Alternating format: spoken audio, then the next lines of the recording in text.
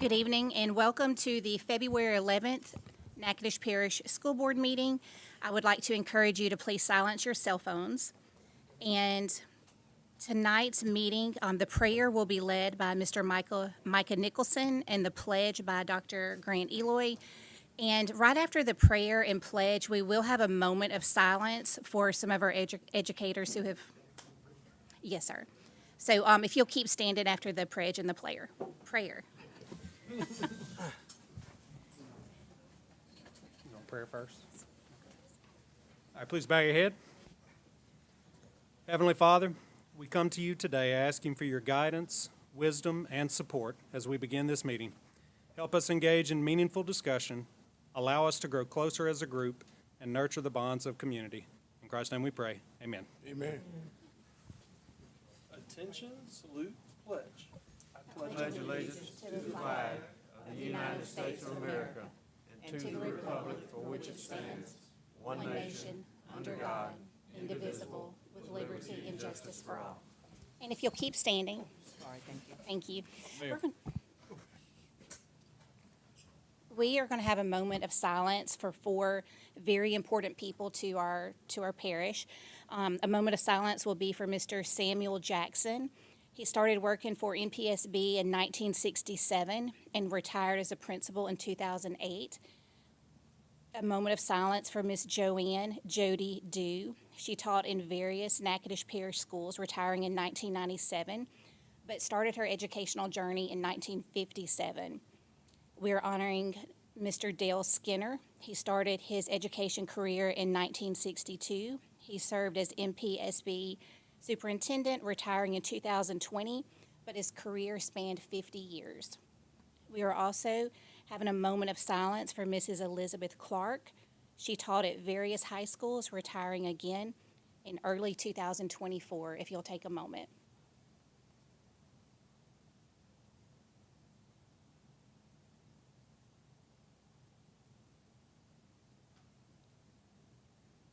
Thank you. You may be seated.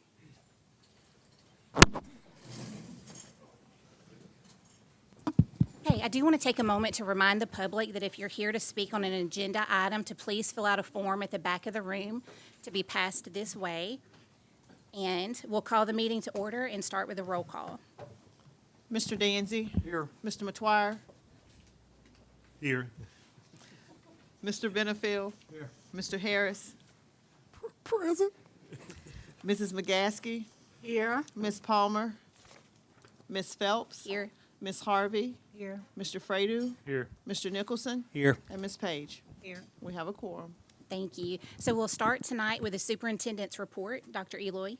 Yes, ma'am. So typically on full board meeting night, we don't have a ton of additions to the superintendent report, but this is an exception.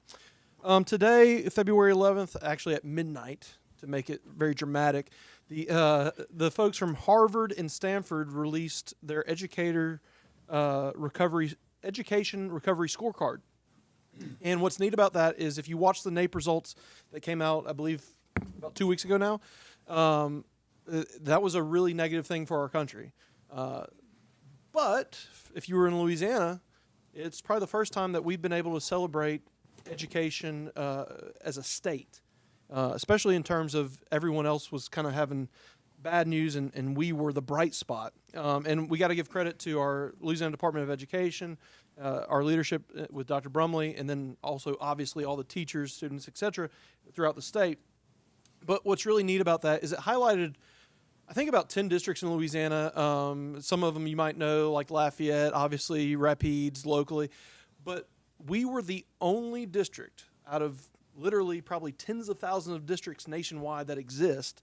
We were one of only 9 districts that this very prestigious group through Harvard and Stanford highlighted through a case study. What that means is if you go to the Education Recovery Scorecard website, you'll see that we are one of only 9. Some of the other ones that were listed, Washington, D.C., I think Birmingham, Alabama, Odessa, Texas.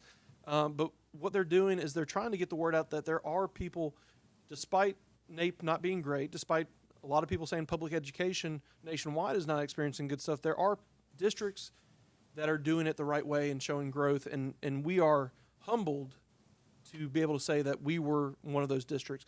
What that means for us is it's great. Number one, I guess publicity, the fact that people are speaking about us in those terms. But we're also going to have NPR. I alluded last week. They were pontificating coming out to see us. They are coming out to see us. They're going to do a story just on Natchitoches Parish, specifically on literacy. We've also had some interviews with another organization called Chalkbeat. It's a online teacher magazine. Most of y'all probably don't read that. I'm looking at the junior high kids in here. But that all occurred even before the release of this. So now that it's been released, we anticipate that it'll bring even more attention. But who cares about the attention? The fact of the matter is 9 districts had case studies to show how they did it right. And we were one of those 9 districts out of literally tens of thousands of school districts nationwide. So as I told the teachers and staff today in the newsletter, we could say, oh, great for directors, great for superintendent. But the honest to goodness truth is over the past 4 years, we have asked a lot of our staff. Change is not easy. Change is difficult.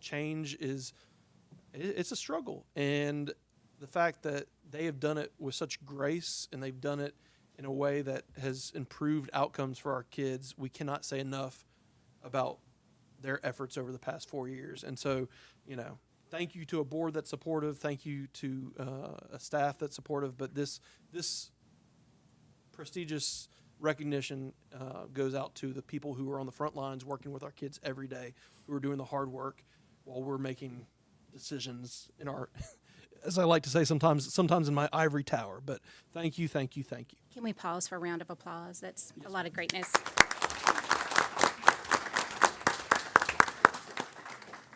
So weird segue. We don't have anyone representing Echo today, but I did want to make the board officially aware that they are in transition of having a new terminal manager. They had Mr. Jacob, who was very helpful for many people, and I think the board he loved to come in and talk to y'all. He has transitioned out, and so they're in the process of that. Echo Corporate, I've been talking to them a good bit. They were going to show up today, but the gentleman who was going to be here ended up coming up sick. But they very much want to find that right person, so they're in the process of doing that. So I wanted to let y'all know that process is going on, and I'll keep you apprised of that as it progresses. We wanted to quickly mention that we have a really cool event tomorrow that we're going to be a part of, Educators Rising at NSU. There's going to, that's the organization to grow our own. And so it's really cool that we'll have some students, probably some students who are even here in orchestra, who will be participating in that. And I know my daughter made me listen to her speech about 20 times last night. So hopefully everyone's having to endure that with their child as they consider becoming a teacher in the next few years. Real quick, before I move on to the large group in our audience, I wanted to take a second and turn it over to Ms. Kanika. We want to ensure that we have the same understanding for board meetings next month that the board does. So Ms. Kanika, if you can touch on that real quickly. Meetings were moved from Tuesday to Thursday, which is March 6th and March 13th, with the March 6th committee meeting being held at the Natchitoches Junior High location, with a town hall meeting immediately following 6 o'clock-ish. That's correct. Okay. I will advertise as such. Yes, ma'am. Thank you. Thank you so much. And real quick, I told Mr. Wasson we can't spend long on it, but he's going to touch on some really exciting news also in terms of our bond rating that he received today. Just wanted to let y'all know some good news. S&P, everybody knows Standard & Poor's rating. They do our bond ratings. We had 2 of our districts, District 9 and District 7, were an A-. They are now an A district. Province Hall District went from a triple B plus to an A district now. That's very unusual to go up 2 movements. They really feel that the board has gone from a proactive instead of a reactive budgeting. They have seen that. We've done well in managing our declining enrollment at times and making some adjustments there. They are very happy that we put the reserves that I passed in August of 23, that we dedicate 10% reserves. They're actually at 17% right now, but I wanted to let y'all know that was a real key to this. The only way to really get it to an A is it's basically expand the economy by developing things that we don't, industry and bringing stuff in. But they are really happy that they understand that our parish and our state is struggling and that we are doing very well. They're very proud. So they consider us an A-rated with stable, is what it's called. So I just wanted to share with that. That's a big deal when we're going to raise bonds in the future. Very important. Board, just so you're aware, that really is one of the main things they look at besides the economics, the obvious economics, is what you're doing and that, as he said, the proactive approach. So, you know, Just 1 second, and no pressure for Mrs. Laura Lyles, who's with us tonight, who heard what Mr. Wascom said. Anything you can do to stabilize our economy. No pressure. no pressure, Ms. Laws. But thank you for being here. And maybe a target. No. But okay, and then finally, the men and women of the hour. I would like to first bring up all of our orchestra folks. I see Mr. Korn, Mr. Hall, Mr. LaCour, and Miss Olson. Could y'all come up to the podium? Because I'm just trying to make sure I do this correctly, because y'all are the bosses on this. I have a list of all the fine folks, but Mr. LaCour, you and I corresponded on email. First, I want to say, Mr. LaCour, before we get started, Mr. LaCour was honored at the conference they went to for Allstate with the highest award that can be granted to a middle school orchestra conductor. Am I saying that correctly? No. Help me out. Actually, it's an award. It's a school conductor award. It's the highest award that can be awarded to a school and its conductor for their accomplishments. It's called the Standard of Excellence Award. Look at that. Yes, pretty huge. It says Louisiana Music Educators Standard of Excellence Award awarded to the NSU Elementary and Middle Lab School, because without the E-Lab School, our middle school orchestra program wouldn't be possible. And Catrice LaCour, Director, recognizing music programs and music educators of significance who challenge students and promote the highest standard of excellence. So we're pretty proud of that. That's pretty awesome. So I do want to briefly talk about Mr. LaCour. We all know and love him. We see him on Front Street during festivals and all that stuff. But to truly, I think, recognize who he is as a person, you got to go sit in and watch what he does with those kids. You know, all my children, because, well, Percy's not there yet, but we have forced them into orchestra, mainly because he does this Disney trip every 3 years, and that's our motive. But I've seen, we're not a musical household, and because of him, he's instilled a love for music in my children that would not have existed if just myself and my wife would have been trying. And so, you know, he has a rapport with the kids. They all know, they love how he jokes with them and has a nickname for all of them. But it's also, he's one part of this amazing group where we can talk about football and basketball and state championships, and we can talk about the education recovery scorecard.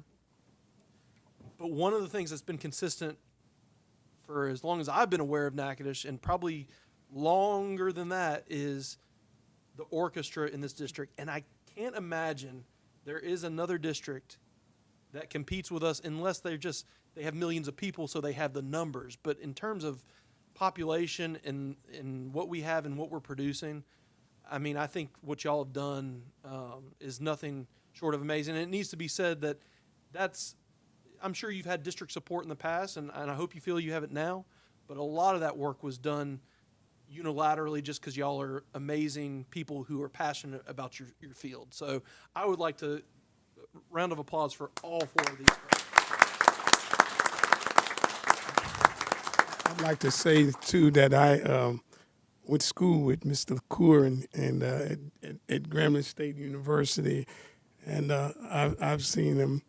But as I look at all these others that I've met along the way because of my children being in such a prestigious program that works intimately with Northwestern, And as a matter of fact, I had a call from Grambling State University, and they're trying to get their orchestra program back up and running like it should be run. But a person that's coming from here is going to be helping that program that all of you all touched. Is my nephew, Al Jr. Or Al the Third. So listen, we have a lot that we can celebrate about this program, and that's why I think that we support you all so much. So, let me see. I can call out students, all the student names, or if y'all, do y'all want me to do it, or would you like to do it? Do it. Okay. I know, but I'm gonna. Students, just realize I'm gonna mess up some of your names. I don't mean any offense, and please feel free to correct me because I want to make sure you get your recognition the way you should. So, we're gonna start off with our high school students. You want them to come up to the front? Yeah, and y'all come up to the front, and your parents want to get a picture of you and all that fun stuff, and we'll figure it out as we go. Okay, so high school all-state orchestra participants, Eugen Yao, correct? Natchitoches Central violin. Then we have Anna Cano Campus, violin. Natalie Hyde, Natchitoches Central, violin. Christian Fraser, Natchitoches Central, viola. By the way, I need to know what the difference between the viola and the violin, but I'll ask later, I promise. And then we have Ripley Perkins, Natchitoches Central, bass. Not here? Okay, so that we can give that group a round of applause. Parents, if you want to get pictures before we bring our junior high counterparts up. Yeah. Mr. Hall, you want, and Miss Olson? Yeah.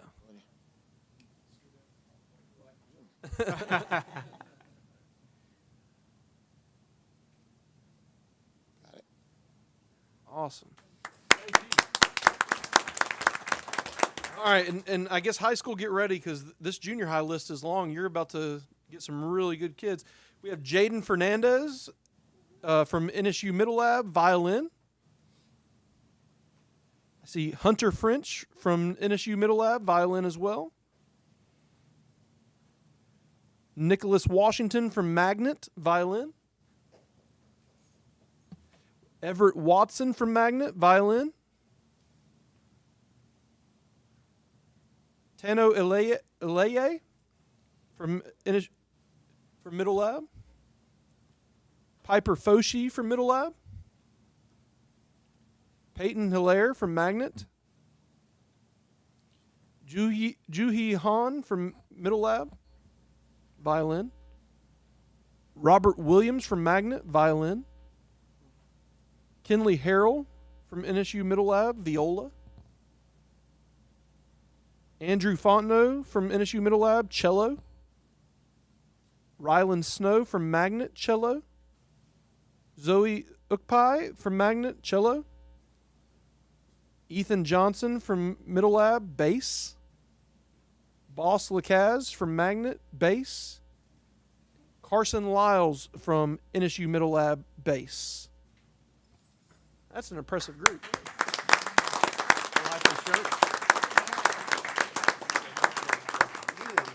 So is there a friendly rivalry between the Magnet and the Middle Lab Always. players? Always. We all get along perfectly? I see. all get along. There you go. Yeah. Awesome.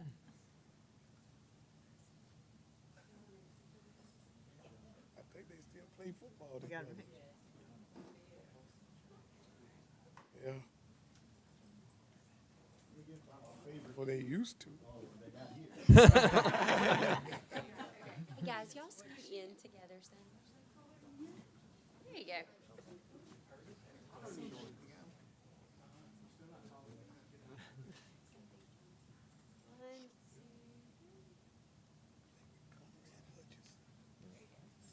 So, Mr. Core, Mr. Core, am I correct that we do have some first chair all-state students in this room? We have a bass player who's first chair. Oh, wow. Oh, goodness. Wow. That's Carson Lyles, who I'm meeting for the first time right now. Don't know anything about him. First chair all-state. Great job. Very proud of y'all.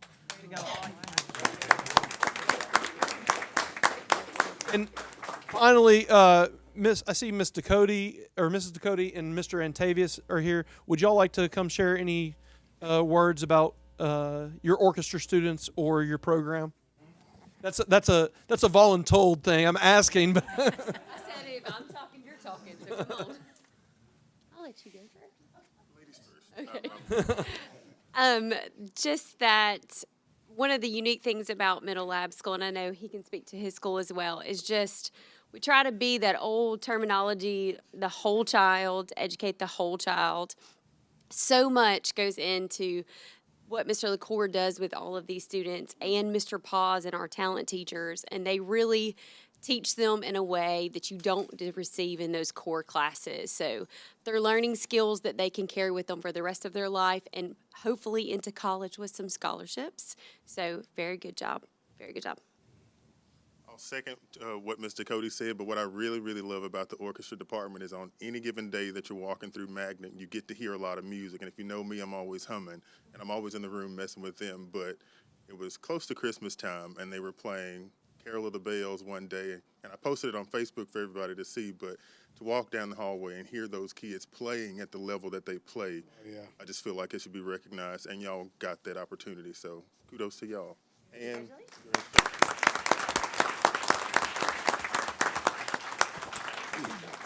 truly a bright and shining star in our district. And I think we tout y'all a lot, but I don't feel like we can ever do it enough because it really is such an awesome program. So students, staff, administrators, thank you. Y'all are all, I know y'all are classical, but y'all are all rock stars. So. Y'all can come sit. They needed their moment. And what a wonderful way to conclude my superintendent report for February 11th. Okay. Thank you, Dr. Eloy. Okay, moving on to old business, item 3A, discuss and consider adhering to the language of the NPSB and paying lawn service contract language and issuing a 3-year renewal of said contract to include a 6.9% increase. I'll offer. Second. Okay, we have an offer by Stephen Harris, a second by Dorothy McGaskey. Ms. Revels, can we have a roll call vote, please?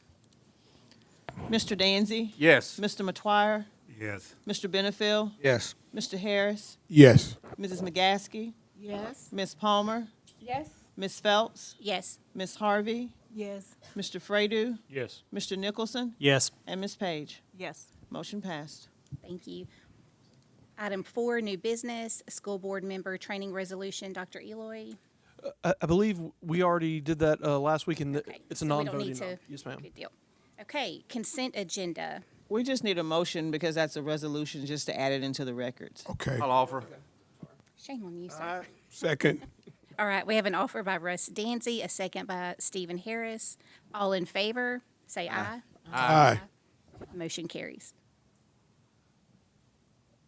All right, consent agenda. I'll offer. Second. Okay, we have an offer by Mr. Matoir, a second by Mr. Fredu. All in favor? Aye. Aye. Motion carries. Item number 6, informational reports. We had some of these last week. We'll carry on with the second part of that, starting with Ms. Rachel for the Federal Programs Monthly Report. It's an empty room. Nobody wanted to hear your report. Oh, how sad. I had some interesting things to say. How are y'all this evening? Good. Wonderful. Great. We did have a couple of amendments.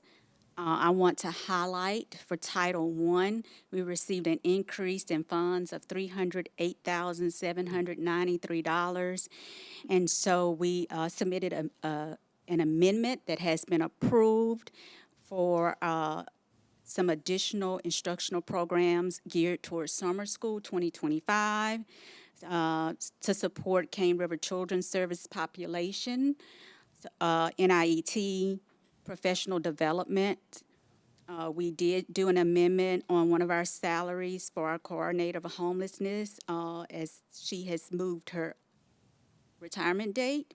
So you see that in the Title I Amendment 2, you see some major differences in some of those categories. So I wanted to highlight that and recognize that the school-based funds, there was no change in allocation.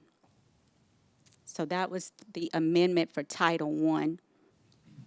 And then for Title II, we also received some additional funds in late December in the amount of $33,451. We made amendments to some professional development contracts for our in-town schools and some NIET reimbursements in preparation for the upcoming conference. For the early childhood grant amendments, we made some amendments to the performance payout for our Type 3 child care centers. I'm very happy to report that the number of highly effective teachers were higher. It was higher than we anticipated in the fall. And so once we got those results in, we had to make an amendment there. Those teachers who received an excellent in the Type 3 child care centers were awarded $1,100, high proficient $850, and proficient $300. So those are our child care centers, like formerly known as daycare centers, but we don't like to use that word. Then we had an amendment with our lead agency funds, and that was just to allow for some coordinated enrollment marketing. We just received our commercial today from KTBS, and so that will hit the TV screens next week. We're excited about that. And then our Ready Start Network, we also did some amendments there to target our marketing for our upcoming enrollment campaign that kicks off on March 10th. So I just wanted to highlight some of those things for you. Do you have any questions? Looks like no questions. Awesome, thank you. Thank you. Okay, our next report will be, correct me if I'm wrong, Mr. Ryan Shirley, our maintenance report. And as he's making his way up here, are you responsible for the pretty green grass out here? We are. It looks very nice. And I will say there's a reason it's not being mowed yet. Right. Obviously, it's driving me crazy, but it has to come in a little thicker before Yes, we... it's not thick enough yet. It hadn't reached that point. It looks really good. This was for the time frame when we had our little snowstorm. Happy to say, through our whole event, we only had 4 issues this time instead of 40. First time since I've been here that I haven't actually been at work those days.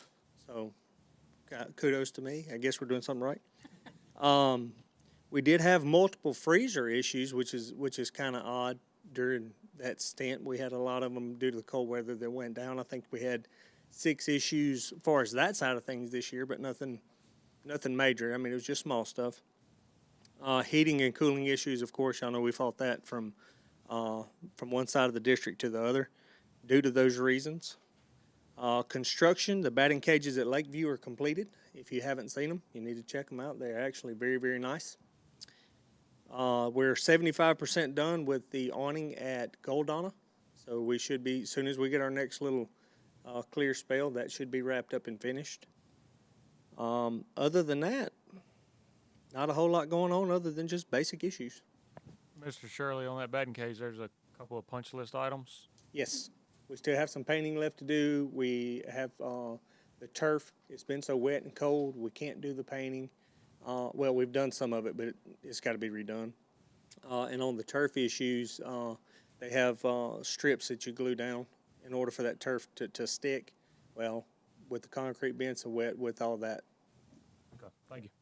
So Mrs. Shirley, also, we're still getting some roof leaks at Fairview, huh? Yes, sir.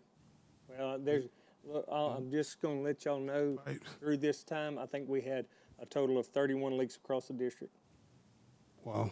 Yeah, I've got 31 different work orders that Todd Pesnell and CIS Roofing Company is making their way to, and they'll get 1 or 2 schools knocked out, and then this happens again, and here we go again, all over again. So, yes, ma'am. With us having 100% rain today, did you have to make trips to the junior high school?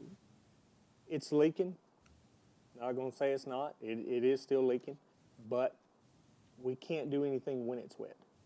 We have to let it dry before we can do any kind of repairs.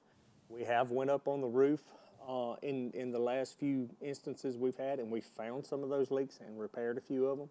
But when the new leaks pop up, if we had any new ones today, which Ms. Conde hasn't told me of any new issues today. She reached out to myself, and you and I haven't talked. She alluded to today being one of the worst days they've had in the past year, which is surprising because it's a lot of rain, but not like a torrential It's not a downpour. downpour, which I think some of that has to do with the time of year it is.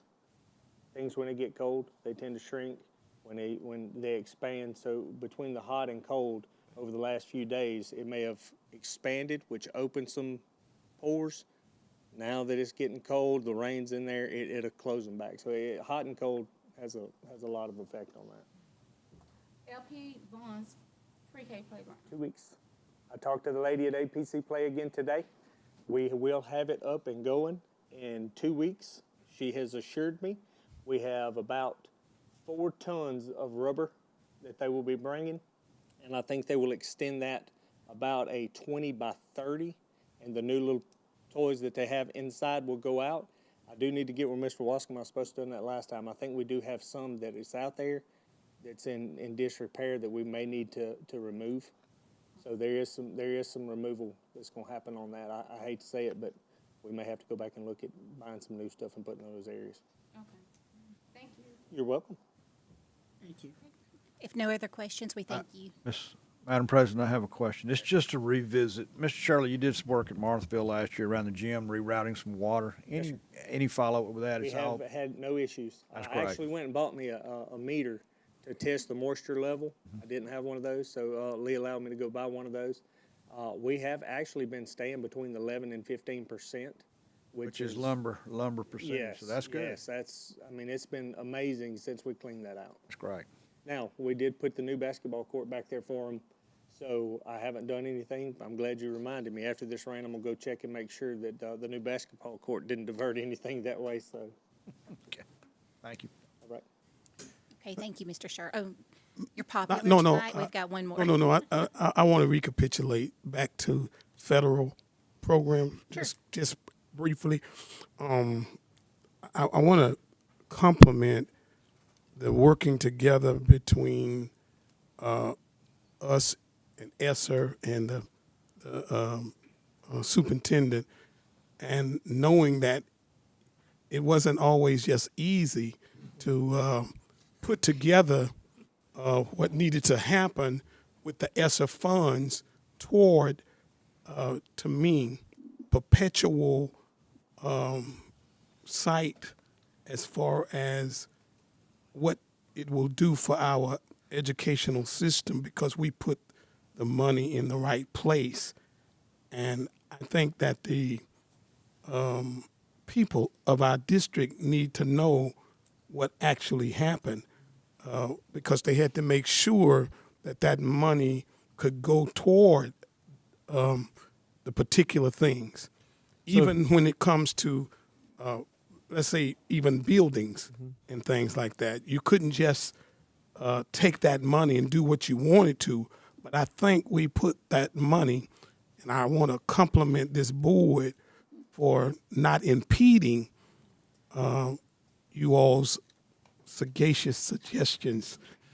So it's interesting you say that, because today, if you read most of the articles that are related to this education recovery scorecard, they're very nice to us in these other districts, but one of the things that they are very clear about is for the majority of the nation, the ESSER funds, you can't say that, well, maybe it would have been worse if they wouldn't have those funds, but they did not have the impact that was originally intended for most districts, whereas we can say that, we actually put them to play in a way that did positively impact the district. Training. And we've And I used just all of wanna the ESSA thank you funds correctly? I'm We've sorry, used say all- again. All the ESSA funding is ended? Yes, New grants in place? yes, ma'am. You're gonna be okay with the new grants considering We, changes with the new administration? So, Just asking. so in terms of are you talking about the thing 2 weeks ago when everything got paused for? Yes. So we did a few things there. We do not believe at this point, well, I'm sorry. The news cycle is such that we don't know what's going to happen tomorrow. And I don't want to pontificate on, because we do know that President Trump is talking about the dissolution of the Department of Ed. I cannot imagine that title funds, IDEA funds could go away. I feel like they would just be routed through a different organization if we get to that point. But I don't have a crystal ball either. Now, in terms of what we did for specifically like the Strong Grant, because the rest of the money that comes through to us from the feds comes through the state and then to us. no, We didn't get anything that said that was in danger. We did have a moment with the Strong Grant, which does not go through the state. It comes directly to us where we were concerned. So before that occurred, we did a drawdown because it wasn't going to happen until that day at like 5 p.m. We did a drawdown the day prior just in anticipation, and then it never happened because I think a judge put All injunction? an injunction against it. Yes, ma'am. And basically what they were saying with that is anything with any sort of association with DEI would be possibly looked at. I don't know exactly what that means in terms of their rubric for that, but as of right now, we feel as though our federal funding is safe and good, and we have the money needed in the drawdown. And for that matter, that order is not in existence right now. It's tied up in the courts. So, but again, I mean, we've had a very fast news cycle over the past 20 days, and so we can't know what we don't know yet. So, Thank you for that information. Thank you, Ms. Rachel. my pleasure. Okay, next report, Ms. Shauna Hicks.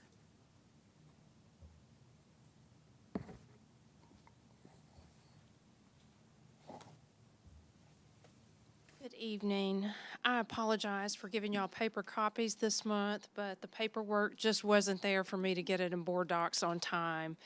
So you should have your normal list of monthly claims. We had just over $300,000 in claims this month, even having a couple, for January, I should say, even with a couple of days out.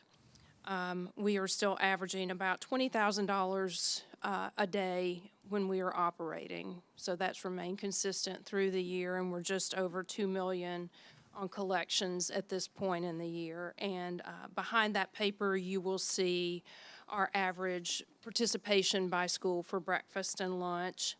I do have a couple of other things I wanted to announce, and I asked Ryan to let me steal this thunder from his report, but I'm really pleased to announce after working on this since Hurricane Laura, we have a big fat generator parked outside of our building finally, and it should be operational next week. So that was a long project, and I really want to thank Mr. Shirley and Mr. Wascom for helping us make that a reality. It's a real feather in our cap. Also, we are going to be joining with the teacher job fair this year. We are experiencing a real shortage of substitutes for our cafeterias. I currently have no one on our list as an as-needed sub.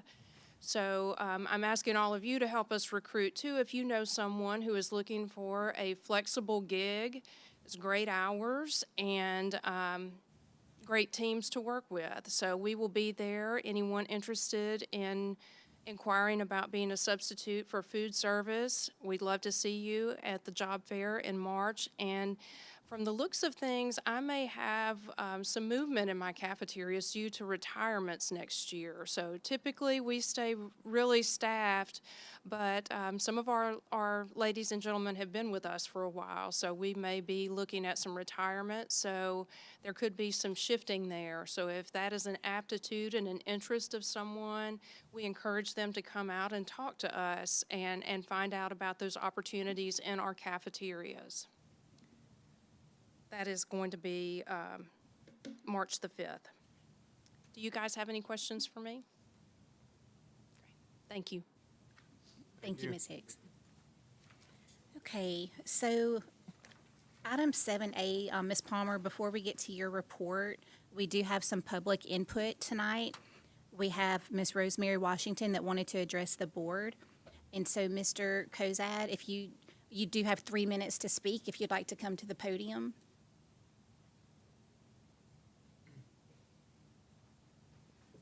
Good afternoon, you guys. I'm Councilwoman Eli. I represent District 4, and I just have a few questions. She answered most of them, but I just have one question.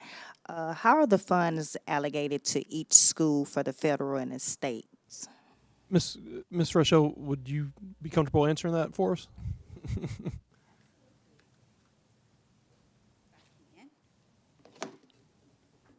I just want to clarify, is this the Title I funds we're speaking of? Yes, ma'am. Okay, so our Title I funds are used to provide children significant opportunities to receive a fair and equitable education, to close educational achievement gaps, and to support schools in implementing a school-wide program. So there are some limitations in what expenses are allowable.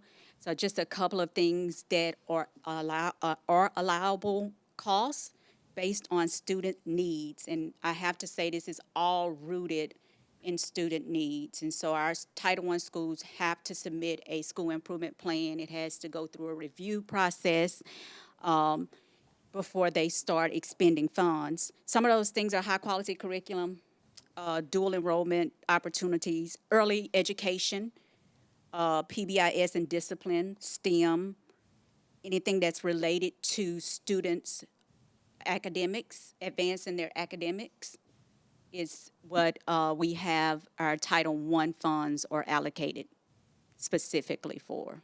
And I think Miss Rosemary wanted to know exactly how does the formula calculate how much each school gets? So it's per pupil, and I have to tell you, it's calculated within our grant management system. And so everything's pre-populated. When we go to enter the budget into the grant management system, it will determine the amount of available funds by the number of students, and that's how it's calculated. I don't have the exact number this year, but I can get that for y'all at the next meeting. But I will tell you that each school gets the same amount per pupil, per student. Science, technology, engineering, and mathematics is a program, instructional program. So you're saying the academics, so it goes by grade-wise, like the grade of the school or the grade individual by the children? When you say academic. When I say academics, School ranking? Oh, no. we don't do a ranking system the way it's calculated in the grant management system. It's just purely based on the number of students. Yes, ma'am. We do have, and I don't know if this is what we're asking, but there have been, there's competitive funding through the Super app. Correct. There's also, we have in the past, and this is kind of, it's good news, bad news. We also have money that the state allots to schools that are struggling. Unfortunately, but also fortunately, as we've removed those labels and we have schools that are no longer CIR, they give us less money because you've reached. So we're at our 3-minute mark, so I'll let you finish your thought and then let Ms. Washington finish her thought as well. So when we, and I don't want to take away Ms. Rosemary's time, but when we have removed those labels, which we project in the next year we'll have removed all the CR labels. We do get less money, but it's one of those things. It's like you do right, you do well, and then they Less funding. less funding. Right. And I just want to be clear on the schools all get the same amount per student. And so even though a school may have a higher percentage of their population that are socially, their status, their socioeconomic status may be higher, that is not how our district distributes funds. It is by, if it's $500 per student, then each school gets $500 per student that attends that school, because we do a school-wide Title I program, not a targeted assistance program. Because I was about to ask that question, so thank you for. Okay, no problem. Thank All you, right. Ms. Washington. Thank you. All right, Ms. Palmer, if you'd like to go ahead with your report. 7, finance, facilities, services, and insurance. 7A, acceptance of the annual audit report 2023-2024, February 11th. I'd like to introduce Jennifer Hawkins, who is with Thomas Cunningham Broadway in Totenberg. Yeah, they changed the name some time ago. But anyhow, I'd like to Mr. introduce you. Wascom, I'm Yeah, sorry. You'll have to do it. Sorry. We do need a motion Yes, in a yes, you do second. I need do a motion. apologize. That is completely I'll my offer. fault. Second. All right, we have an offer by Mr. Harris and a second by Mr. Danzy. Once Please again, proceed. I'm going to hand it off to Jennifer Hawkins. How's everybody doing this afternoon? Great. Depends on what you say. Huh? Depends on what you say. No pressure.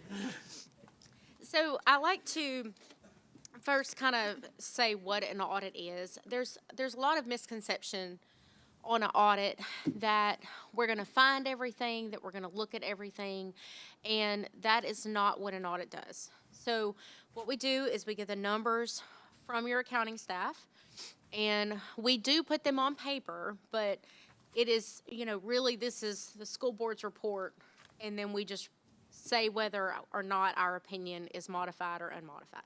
So saying that, we do certain tests on different numbers and things like that, but like I said, there's a lot of times there's a misconception that we're going to find every problem that there is, or, every little thing that is wrong, and that's not possible, because we're only here, once a year, and so just wanted to mention that. Okay, I'm just going to hit the high points. So if you'll turn to page 3.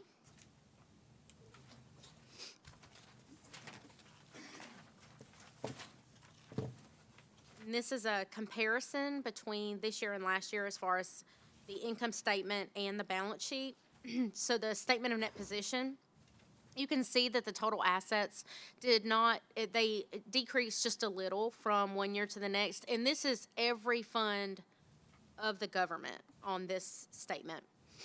Then you have deferred outflows of resources, and that just has to do with OPEB and net pension liability. And then your liabilities also stayed about the same. So overall, your total net position actually increased. It shows a negative $94 million, but those long-term liabilities, most of that is net pension liabilities and other post-employment benefits. So that's an actuarial calculation that you're required to put in your report. And so that shows a liability on the side of the school board that really will change every year, depending on the mathematical equation on that. Then if you look at the revenues, the total revenues were up a little bit from 92 million to 100 million. And the expenses were also up a little bit from 82 million to 92 million. But we had a positive change in net position of 7,580,100. Okay. So if you will flip to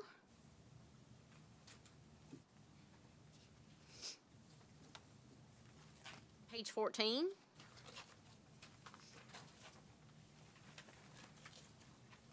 This is our balance sheet that does not include our capital assets, those long-term liabilities and things like that. And what I really wanted to focus on is on the general fund. So you'll see that the general fund had total assets of 31 million and total liabilities of 20 million, which gave us an unassigned fund balance of 10,545,478. So that is available for spending, and it's unassigned. So that's what you want there. And if you'll flip 2 more pages over,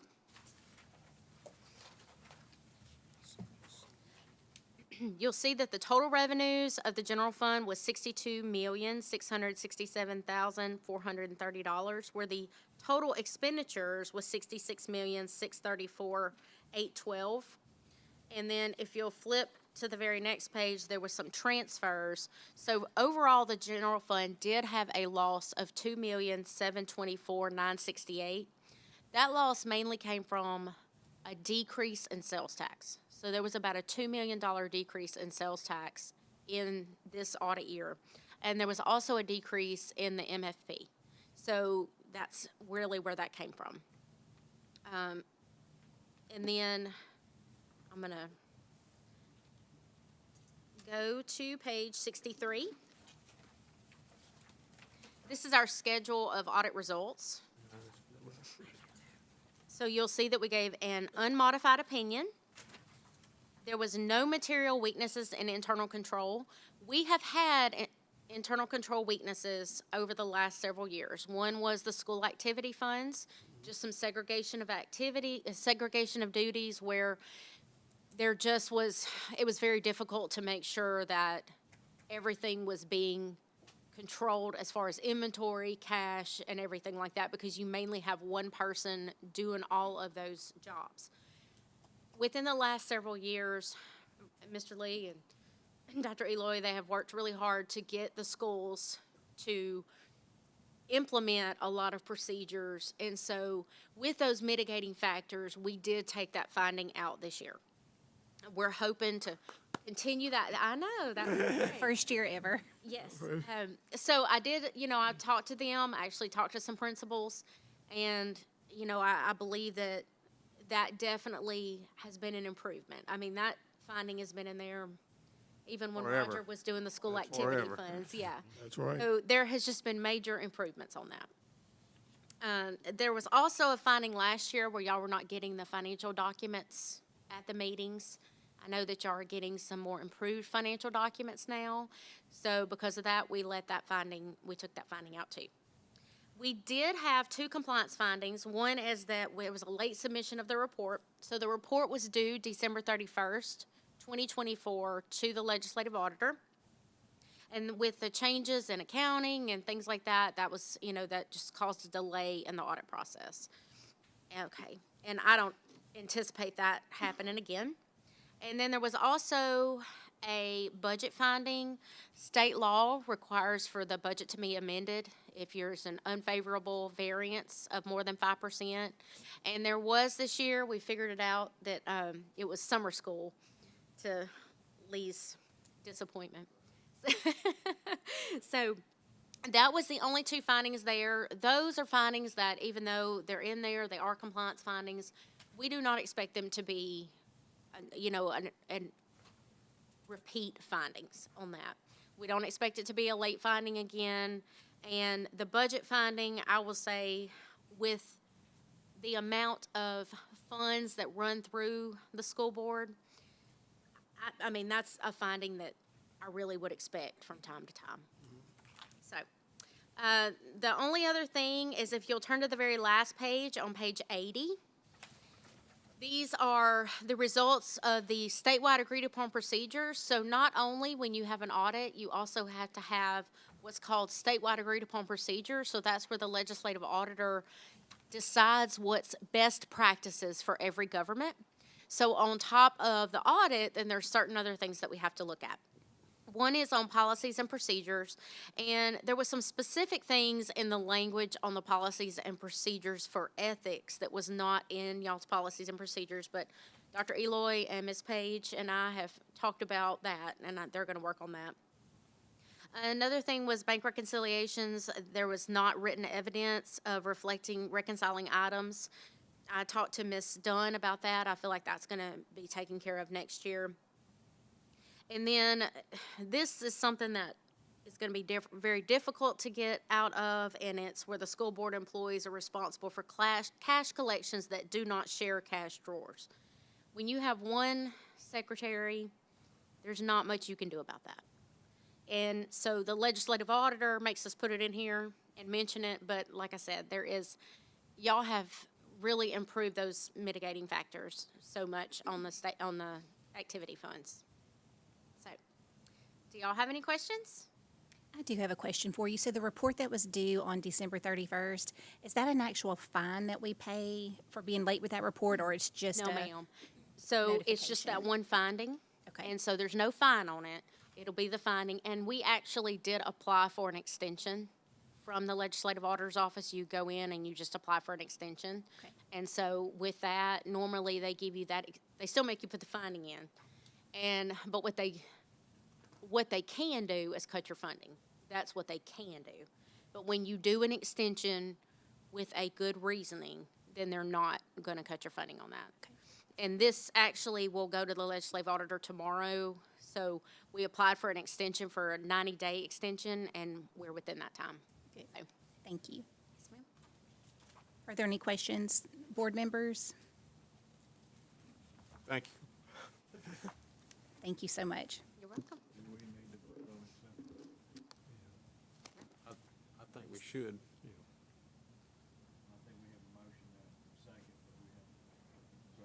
So the motion says to approve the 23-24 audit report as presented by Jennifer Hawkins, so yes.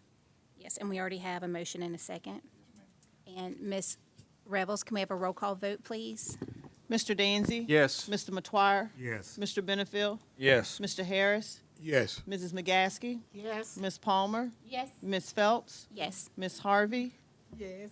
Mr. Fredo? Yes. Mr. Nicholson? Yes. And Ms. Page? Yes. Motion passed.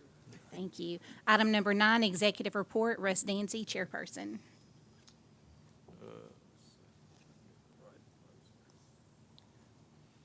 9A, discuss NJH facility concerns. Dr. Eloy? So that, I feel like we presented all that. I will tell y'all, I think the discrepancy right now in terms of public perception is I think a lot of people have read the article that just kind of states what's being proposed. I don't know if that same number of people have read the actual proposal. I'm going to do a podcast later this week and hopefully kind of get some more information out there. But I don't think there's anything new to report to y'all concerning that proposal. Okay. And I do want to say, I know a lot of us have heard from different members of the community. Please encourage them to attend the town hall meeting on March the 6th. So it will be at Natchitoches Junior High, so encourage them to attend. We did present a lot of information. It was published in the journal and in the media outlets, and so there is a lot of good information out there. Madam President, the article in the Natchitoches Times was a very factual and fair article. Did you get a chance to read it? I did not, but I will, thank It you. is a very good article. So did they publish the full, No. like the PDF? It was the Cliff Notes. Cliff Notes, okay. But it was very fair and very factual. Madam President. Yes, sir. I likewise encourage all of the citizens who are concerned to come out for the town hall meeting. And again, I want to reiterate about the BRE and what amount of funds from the BRE that the junior high was or is consuming, considering the rest of the schools. And I want to talk about the bond that was passed for the inner city schools. Yes, sir. I want it to be reiterated both here and at the town hall so that people can understand that there has been an attempt to fix the problem. Okay, so what specifically did you Well, want the first thing is about the BRE? BRE. And tell them what term mean. Inside of the, in the BRE stands for Building Repair and Equipment. It does not go towards payroll, doesn't go through anything, so strictly the maintenance of the buildings. So in the city of Natchitoches, we collect 8 mills, and it's roughly 1.7 million. And what we have to look at is Ryan and I give him the 1.7 number, and we sit there and look at historical records, and we try to figure out how to allocate properly. Of course, older buildings require more work, and younger buildings, not so much. Buildings have had a lot of capital improvements recently with the last bond passing. It's don't necessarily need as much up to date. Okay, so with that said, one of the things, okay, it's 1.755 million. Of that number that is coming in now, 10% of the students that are housed at NJH we're having to give almost 28% of the money that we allocate for this purpose, for building repair, to just this one building. And I showed that it had gone from 2020, which is right after Hurricane Laura, it had gone from 230,000 and has been steadily climbing to now where, based on, this is an estimate, I think it's a conservative estimate, it's going to be $486,000 this year, and which is, once again, around 28% of the total budget. So it went from consuming just about the right amount to now it's consuming a traumatic. How many schools? We have to spread this over all the city schools, what we call city schools, which is Weaver, East, Magnet, Natchez Central, which Natchez Central is a campus of buildings. You know what I mean? LP Vaughn. And LP Vaughn. What else? NJH. Anything else? Of course, NPTCC is a part of the Magnet campus, but The only this city does not. schools we don't mess with are the labs because those are part of NSU's property. That's correct. 6. That's 6. The 6, and it does not include, be clear, and it does not include central office or the maintenance barn. That's not a part of this. Schools only. And then his second question was specifically, and I don't know if you recall this off the top of your head, because I can only think of a few items. When I first got here, when I first got here and Mr. Watson got here, we had a pamphlet that was left to us on what the bond for the city schools. I know the two things I can think of off the top of my head that went to NJH, cameras and technology for the cameras, correct, Mr. Kozad? And then also the bathroom. Big piece was their bathroom. So the concession stand out by the football field. Yes. Then the track was redone. Right. But the bathrooms itself was just about $1.1 million, almost per. I put 2 campuses together when each project, so like East and Weaver, and each of them cost about $1.2 million each. So we spent about $9 million of the $19 million. Security Just in Natchez Central. Wasn't it, with the doors being replaced? That was something. Yeah. And this was before you all got here. Let's make. No, the bond was passed.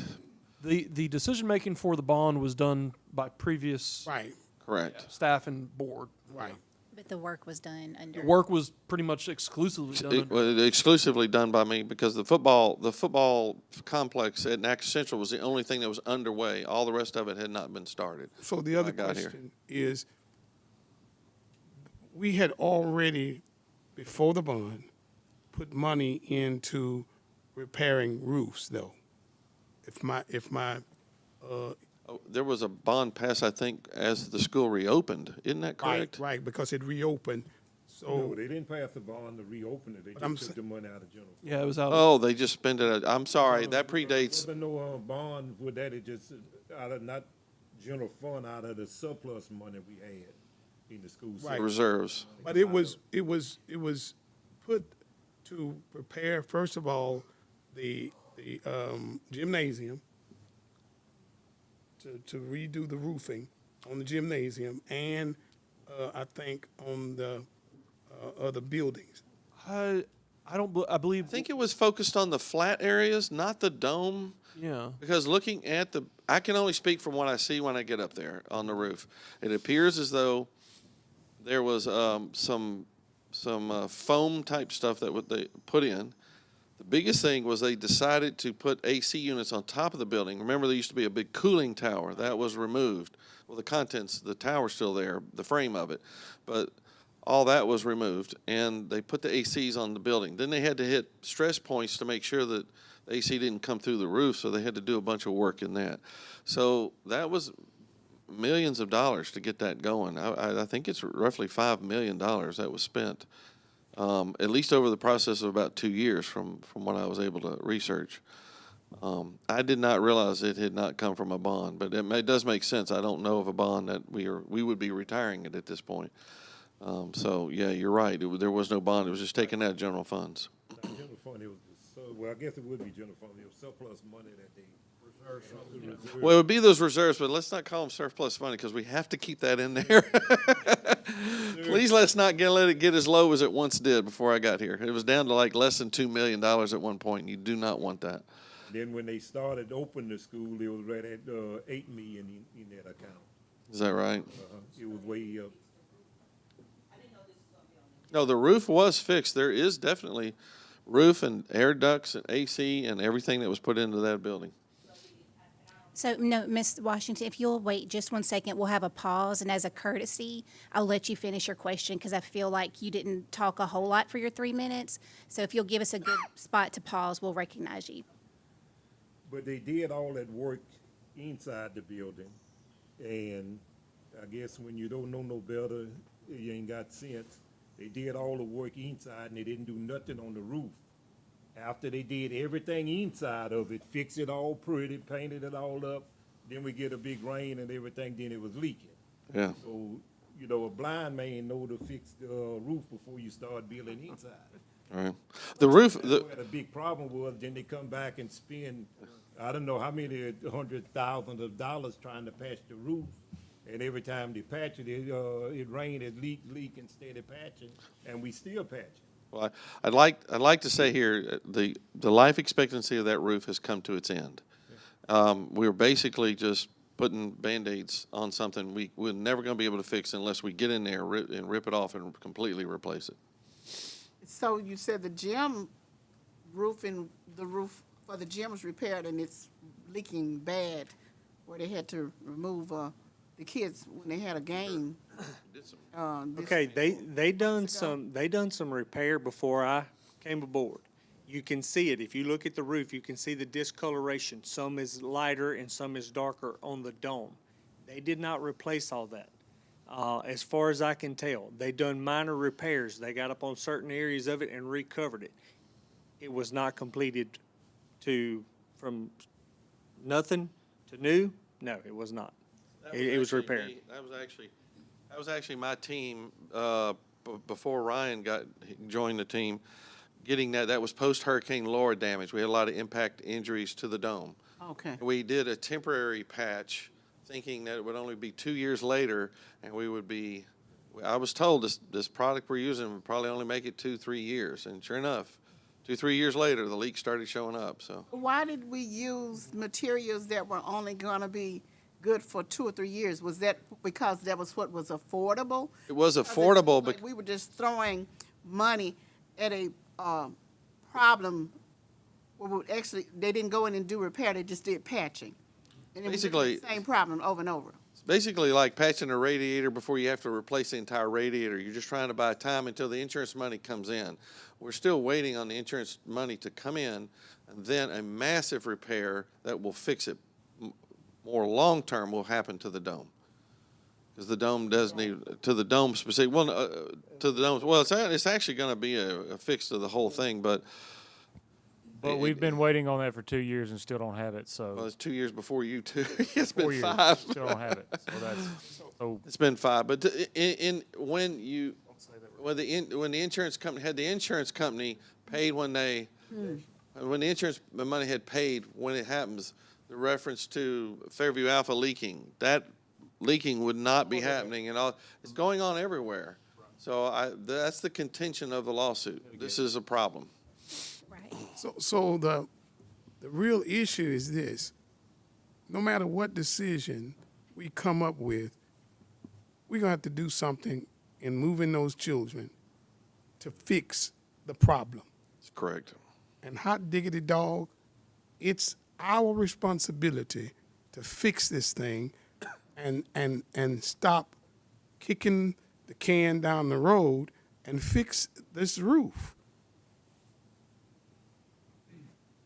Okay, Ms. Washington, do you want to, yes, if you'll ask your question, we'll find you an answer. I'd like to thank you, Vice President, for having me up again, and thank you, Board, also, too. I noticed that, I'm not sure what's your name, sir, what is your name? Mr. Ryan is saying that it's 31 school that has leak all over. 31 leaks 31 leaks across the district. Yes. across the district. I know he said Fairview, and the biggest one is at NJH. And I was, listening to what Mr. Lee Waskin was saying and stuff about y'all, with the storm basically tore the building up and patching, and with his team. Was it, is a direct question to Mr. Lee, did y'all get more than a person of interest to come and fix the building, to do like a patch, or was this the maintenance went the patching? I actually have a company, CIS, which is an actual roofing company. They're the ones that has been coming and doing our patching. Maintenance has not come up there and patched. That roof, whenever it's leaking, some of it has to be cut out sometimes and replaced and then sealed back over. My guys are not qualified to do that, so we actually have CIS Roofing, who has actually been doing some of the repairs. I want to reiterate, the advantage of doing repair in the way we've been doing it allowed us to maintain occupancy of the building, okay? So in order to do it the right way, we have to vacate and massively overhaul this building. I want to, even before Hurricane Laura, the roof was coming to the end of its life expectancy and needed a major overhaul. I know it's saying end of his life. We, basically and stuff, as Mr. Steve Harris was saying and stuff, I'm basically looking at the fact is that what we were doing, where this patching, whenever I'd say you basically said that y'all haven't received the insurance money yet on it. So basically you got someone to go in and patched it at a certain amount of price. So the roofs have not been fixed. So basically at this point, I'm asking the board and stuff is to come up with a decision to fix the roof, because whenever y'all have them to vacate the premises at first, it was in that ordinance to fix everything that needs to be done at that school, and it was not. It was basically what I was hearing, to fix the doors, to fix the tracks, to fix knick-knack stuff. I've been to that school years, and the way it looked from the roof wise and stuff, none of that was done. It's been there since I graduated 5 years ago, and at this point, I'm thinking that the board needs to have in their mind, fix the roof, put these kids at a location temporarily until y'all fix the roof, because at this point, y'all having these kids bunched up together, and the academic wise of the stress of the teachers is going to be hectic. So y'all need to basically, have your hearts and minds when y'all do this. Thank you for your input. We Thank you. appreciate You it. have a blessed day. Thank you. Okay, Mr. Danzy. Item 9A, discuss NJH facility concerns. Finish that one. We finished that one. Item 9B, discuss and consider entering to the executive session.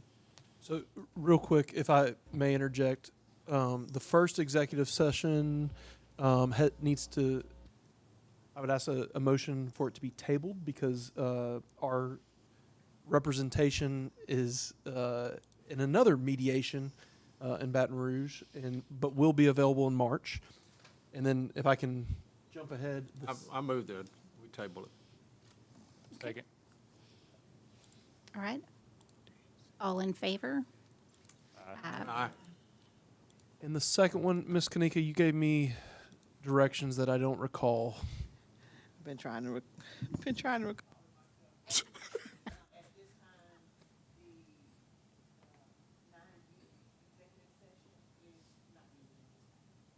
Okay, so no,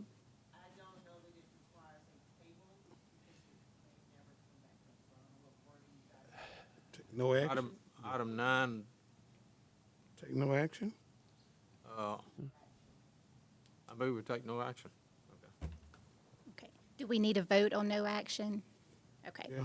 So we have an offer by Mr. Rustanzi. Do we have a second by Micah Nicholson? All in favor? Aye. No action. Before you, So 9E would be irrelevant. Right, Okay. 9E's. Yes. Mr. Benefield, did you? before you close the meeting out, how much I appreciate removing some of these findings and some of these things that have been on this audit report for many, many, many years. Yes, thank you. And I know that takes, we're looking at the amount of schools, the amount of people, the amount of things, the amount of tickets, the amount of events, all of that goes into handling all this, and so, thank you. Yes, thank you. And please pass that along to your staff as well. And before we end the meeting, Ms. Linda Page wanted us to know that we are having a job fair in March, and she's going to take a couple of minutes to bend her ears about that. Yes, for the first time, NPSB will have a job fair as opposed to a teacher job fair because we are just like the rest of the world.